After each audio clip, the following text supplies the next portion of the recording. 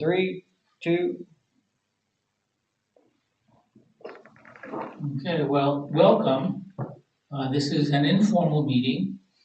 We're experimenting with using the YouTube live streaming to try to reach out to other parts of McAllister that cannot make it here tonight. We're here for the quarterly active transportation meeting. There aren't too many of us here, but then again, it is formal, so we do not require a quorum or anything of that nature. I'd like to talk about certain projects that are underway or will be soon underway. One is the TSET, Tobacco Settlement Endowment Trust, which is the phase 4. It will be the final completion of the sidewalk along Strong Boulevard, going from, I believe it's Monroe, down to Washington. That will soon be under construction, and our public information officer, who is sitting right here behind me, will be keeping the city of McAllister informed as to when construction will actually begin, and there'll be certain lane closings in the course of that. So we hope that you will drive safely down a street that very few people drive safely down, especially when there are construction workers there. We would like them to finish the project before any accidents happen. After that, they're on their own. Okay, so that should be happening this week. They should be staging equipment on or about tomorrow, and then construction will shortly begin thereafter. Then there's Parker Trail, which construction has begun. They're doing the clearing and the grubbing, and they're laying whatever it is that they lay in order to figure out where the path is going. I'm sure some people have noticed it, and I believe some people have complained, but this is a project that has been in the works since 2021, and we're finally getting it underway. And it is a project that has been approved by the council, presented to the council, and the public had ample opportunity to comment on it. No one did. Council passed it, and it is now being constructed. So, and we have the person who's responsible for writing the grant right over here. If you do some of the blame, right? I'd like to share the pain of being, broadcast live. The third project I would like to talk about is the Thriving Communities Program,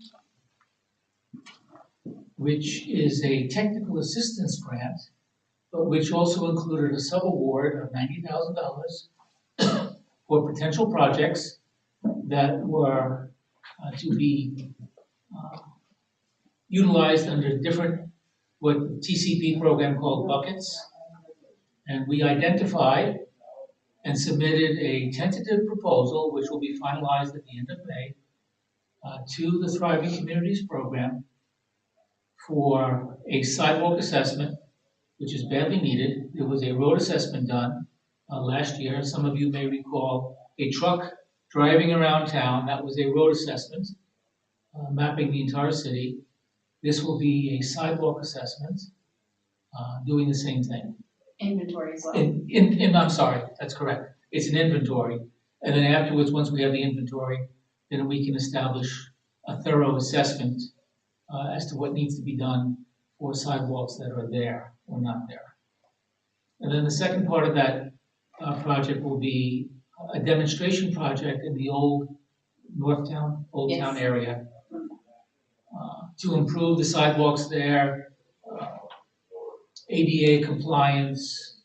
What can we do to improve the quality of the pocket park, which is really quite lovely, but what can we do to make it more community friendly and to try to tie in Old Town with downtown here? Because it is somewhat delineated between the two, and there isn't ready access. Those are the three projects that I've been working on as the grant administrator. I thought you said there was a fourth project. Is there a fourth project? I thought so, but maybe you're wrong. Maybe you just said I three. thought it said 3.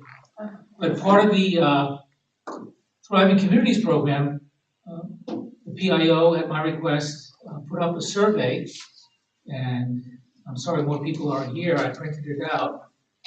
There were how many? 152 responses. Which is very good for a very short period of time. I hope you. I did take it. Good. And so I'll turn it over to Adrian, who will talk about the results of the survey. It remains open, even though I had set a deadline for today. But being open is a good thing, because we have another project that I'll be writing a grant for A Street, to do a planning grant like I did for the Raise project, to put in sidewalks. So the fact that it's open is probably a very good thing. Comment on A, we had measured it at one point, it's wide enough for bike lanes as well. Okay. Sorry, just to comment on that. No, that's good. Yeah. Patty will take notes, yeah. Excellent. So that will be that probably will be part of the planning, if we get the planning grant. Good. We'll incorporate that. And I'll incorporate that into the application. I'll turn it over to Adrian. Sure, we had 152 responses in about a week. We sent out the survey on McAllister Connect. So anybody watching at home, if you haven't already, make sure to go to your app store and just type in McAllister Connect, and it's you'll be prompted to sign up, register, and it's a pretty painless process. We also post it on Facebook, and so there are multiple ways to get it. We asked people, I'll just run through the questions and the results. The first one was, how often do you walk for any reason? And about a third of the answers were a few times per week. And then the second option, second highest response was every day or nearly every day. So a good portion of the responses were fairly active. Next one, when you walk, what are the reasons for walking? And exercise was the highest one by far. And it was a multiple choice one. You could pick whichever one applied to you. Walk my dog was another popular one. Enjoy the outdoors, and some others listed there. On those days that you walked, how long in minutes was your usual walk? 42.6% said 30 minutes or more, which I answered that, but I was surprised some of the people did as well. But, you look back at exercise being the leading option at the previous question, that makes sense too. The next question, do you have a physical condition that affects your ability to walk? 69.5% said no, but 30.5% said yes. And then the next one, we left an option for what that might be, and there was a variety of answers. And then next we asked, would you say in general your health is, we left that open and you just pick the option. 44% said good, 27.8% said very good, 16.6% said fair, and then poor and excellent were the least popular choices. Our next one was, what important places would you like to connect with? There were some people confused by the question, but there were 65 responses that I just included as much as I could on the page that were relevant. A lot of people pointed out North Main needs a sidewalk, and those huge ditches need to be taken out. People really wanted to connect with the wellness center, the parks, the hospital and the school were some of the popular answers. I like the answer connect both downtowns to the medical overlay district. I thought that was that included both of them, not just one of them. But it obviously was limited. Who knows what a medical overlay district is? I feel like this came out of City Hall. Because no one knows what that is. Yeah, but I still like that. I want to make a point to say that it was a good answer. Yeah. It wasn't mine, I promise. I didn't take it. I have faith in you. I haven't even taken it yet. I need to take it. And someone did enjoy the quality of the questions. A good question, I have no idea. But at least we got credit for coming up with a good question. I find it interesting that it says the town needs a bus system. We do have Kaiboys. Yes. But it's not. No, I realize it's not 24/7, but still. Well, I think it also highlights that we have transportation available that people are unaware of that don't need to access it.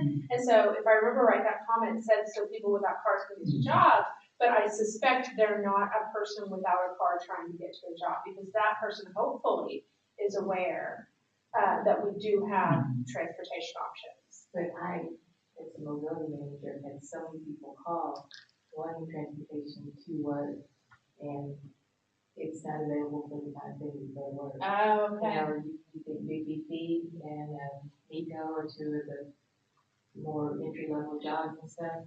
One was just a young man that just got his 2-year-old son back. He's been working the program really good and wants to go to work. And he doesn't have, he needs transportation to daycare and also to work. So there's a lot of need here that I don't think people are really aware of. And definitely need after hours and weekends. You know, every time I go to Oklahoma City or Tulsa, they're talking about stepping out their door and catching a bus or something. I'm like, come to Hartshorn, Oklahoma, come to, where I live and everything, and see Jack Fork Mountain. You know, we need, take care of these people also. So that's a nice deal. Yeah, that usually falls on the municipality, and we simply don't have the financial resources to maintain a transportation system like that. I would also say that you probably don't have the workforce available to maintain a transportation system as well. Next question was, what age group best describes you? Nearly half answered 40 to 64, and then a third said older than 65, and then 18.4% said 19 to 39, and I think we did get a couple younger than 18. Go back and check that, which that's kind of cool. Kiddos participating. And then check all that describe children living with you. Vast majority said none. And then most common answer after that was teenagers, 24% answered that. And then it just kind of dwindled down to infant. So that's interesting to me is that 65%, 65.8% fall within the job earners, the labor, from 40 to from 19 to 64. That's your major labor force there, and they responded. So that's very good. Wow. Yeah, I knew about it from the newspaper, but was the primary promotion through Facebook? Facebook, McAllister Connect, Okay, and Shopton newspaper. okay. Yeah. I saw that. Well, and this is like this is kind of like a preamble to what we're needing for our sidewalk assessments and our sidewalk inventory, because we want to know how much the community is using it. We can obviously see even from like our Google Maps, you can see that there is like footpaths. You can see there's actual footpaths from Google Earth. You know, you can see from those, Google Maps that there are people that are walking places, and then, like I said, we're trying to figure out a way to assess what we have and assess what we need, and this is the start of that.